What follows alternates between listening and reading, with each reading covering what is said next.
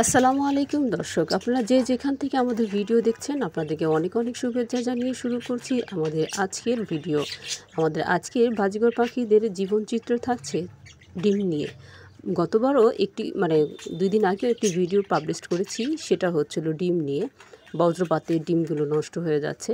তো আমরা অনেকের কাছে জানতে পেরেছি যে এর কত দূরত্ব বা কতখানি থাকলে ডিম নষ্ট হয়। তো আমি সেই রকম কোনো ব্যাখ্যা দিব না, কারণ হলো আমরা যেখানে পুষি সেটা হলো মাটির থেকেও অনেক একটু মাত্র 1 হাত উপরে থাকে।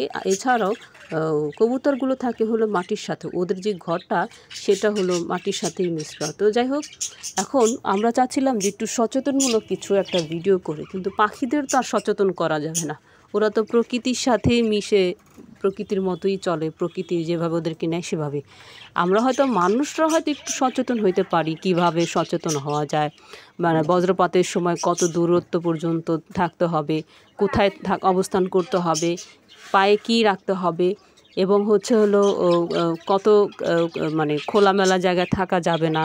বেশিরভাগই তো যারা কৃষক তারাই বেশিরভাগ মারা যাচ্ছে, তারা তারা ওই খেতে খামারে কাজ করে, ওই করতে করতে মনে করে যে বজ্রপাত হবে না, গুড়ি গুড়ি বৃষ্টি হচ্ছে, এই ভেবেই তারা কি করে, খেতে নিড়ানি দেয় বা ক্ষেতের কৃষকের কাজে নিযুক্ত থাকে, যার ফলে তারা বাড়ি ফেরে না।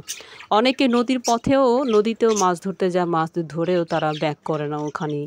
তারা মনে করে যে বৃষ্টি এত বজ্রপাত হবে না, কিন্তু আল্লাহ যখন যেখানে বজ্রপাত সৃষ্টি করে বজ্রপাত দিবেন সেখানেই হবে।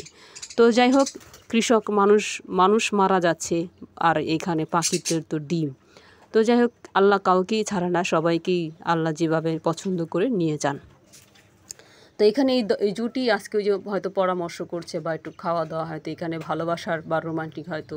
তো যাই হোক, বেচারারা হিমশিম খায়, যার ফলে মা প্রত্যেকটা 8টি ডিম নিয়ে বসে, এই 8টি ডিম নিয়ে তা দিতে একটু ঝামেলা হয়। ফলে তার এই দম্পতির, যিনি পুরুষ মানুষ, তিনি খাইয়ে দিচ্ছেন খাবার ভালো করে চিবিয়ে, যতটা খেতে সুবিধা হয় তাই খাইয়ে দিলেন।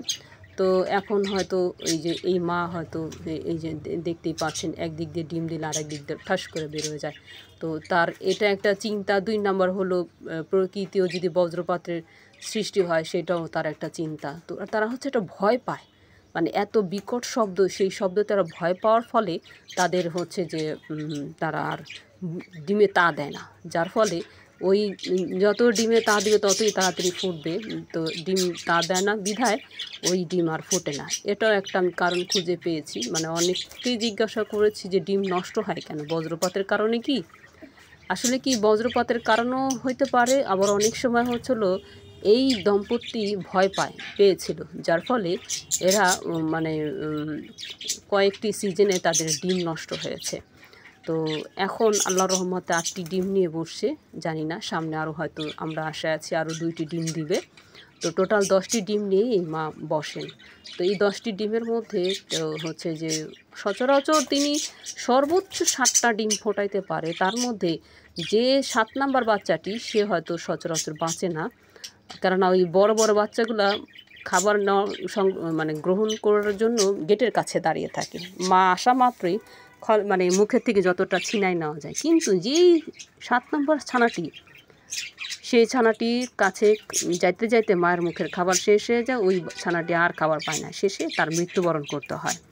6 নম্বরটি ছানাটি, সেও খুব কষ্ট করে বাঁচার চেষ্টা করে, কিন্তু সেও পেরে ওঠে না, কেননা তার মুখে খাবার আর ওই বড় বড় বাচ্চাদের কাছে যেতে ওদের কাছে থাকতে থাকতে এই 6 নম্বর বাচ্চাটিও পায় না।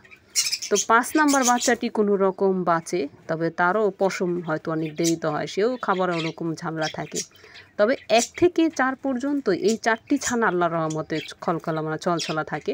তাদের গায়ের পশম, তাদের খাবার, তাদের শরীর সব কিছুই ভালো থাকে।